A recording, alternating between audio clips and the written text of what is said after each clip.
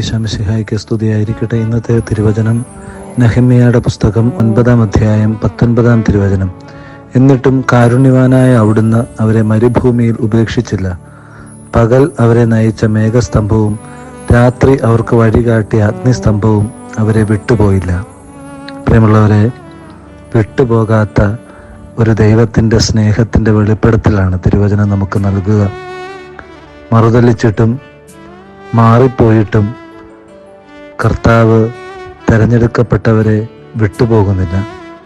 നമ്മുടെ ജീവിതയാത്രയിലും നമുക്ക് ഉറപ്പായി വിശ്വസിക്കാവുന്നൊരു യാഥാർത്ഥ്യമാണിത്. എൻ്റെ ദൈവം ഒരിക്കലും എന്നെ വിട്ടുപോകില്ല, പാതി വഴിയിൽ ഉപേക്ഷിക്കില്ല. ആരൊക്കെ തള്ളിപ്പറഞ്ഞാലും അവൻ നമ്മളെ തള്ളിപ്പറയില്ല. കൂടെ നിൽക്കുന്ന തമ്പുരാൻ്റെ സ്നേഹത്തെ വിലമതിച്ച് മുന്നേറാൻ നമുക്കിടയാകട്ടെ.